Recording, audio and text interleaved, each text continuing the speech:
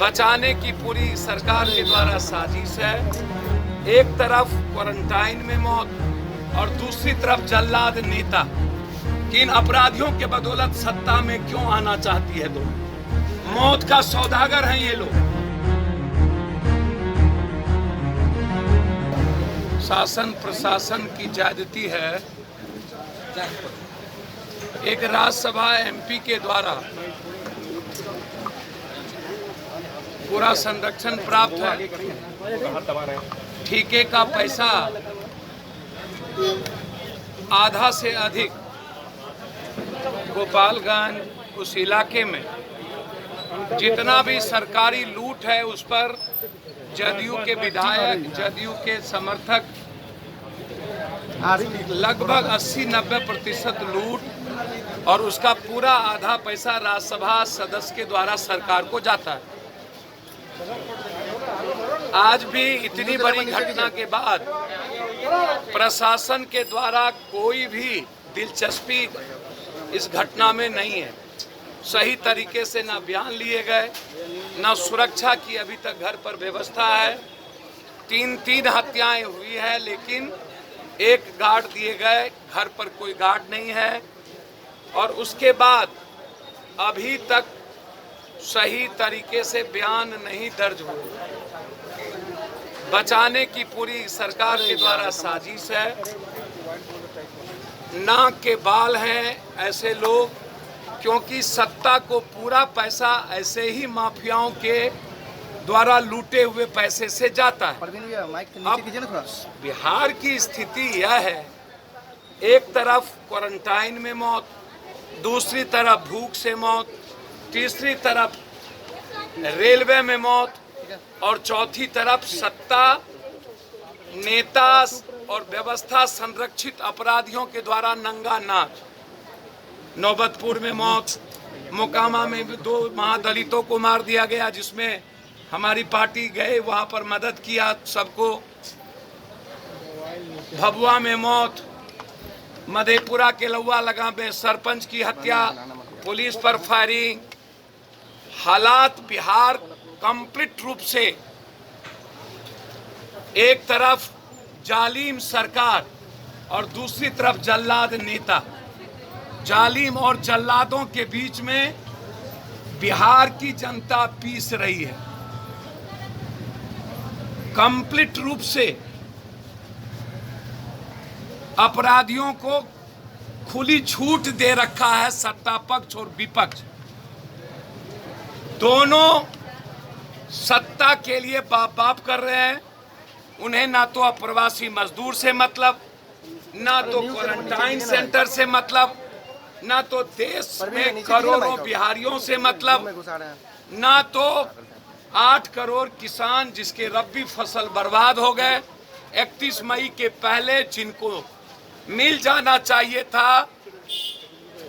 खाद और बीज के पैसे नहीं मिले, किसी के अकाउंट में पैसा नहीं गया।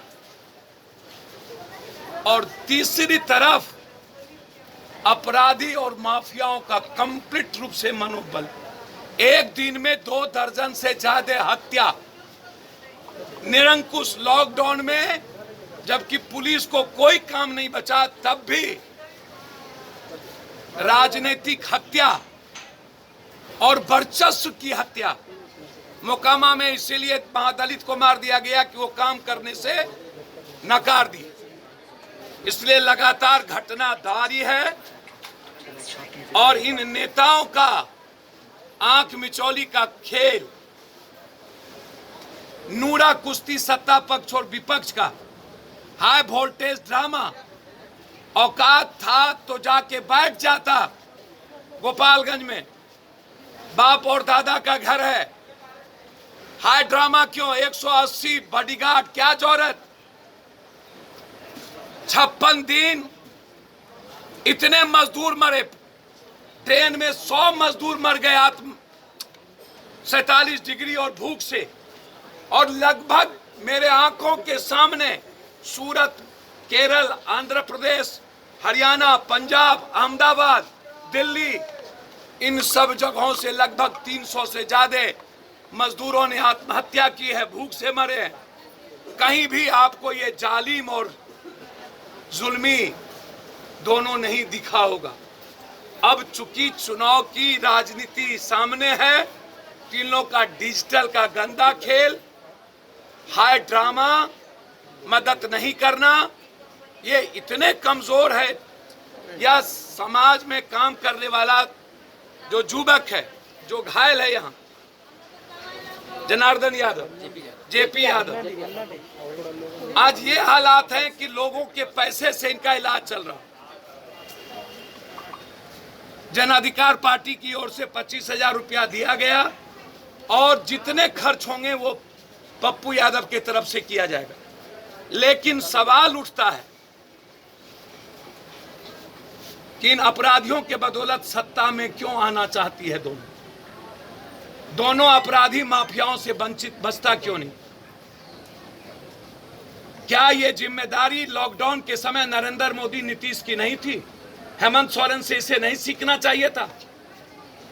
पप्पू यादव ने 12,000 अकाउंट में पूरे हिंदुस्तान में इंडिविजुअल स्तर पर अकेला व्यक्ति दुनिया में हर व्यक्ति के अकाउंट में पैसा डाला। 30,000 लोगों को दिल्ली में अपने हाथ से और 3.5 लाख लोगों को किट्स घर पे पहुंचाए। दिल्ली में किसी को भूखा रहने हम नहीं दिए।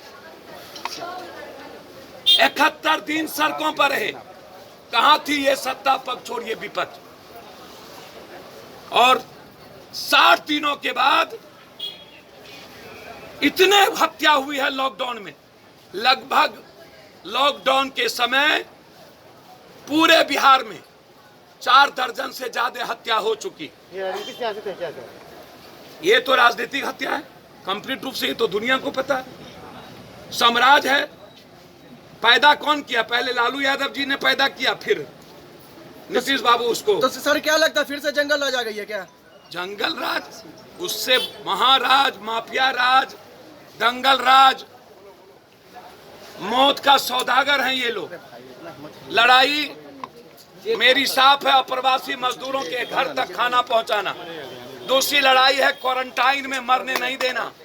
और तीसरी लड़ाई है जो बेरोजगार हो के आए हैं उस यूथ की जिंदगी को कम से कम डिप्रेस से बचाना और इस अपराधी और माफियाओं के चंगुल से बिहार को बचाना।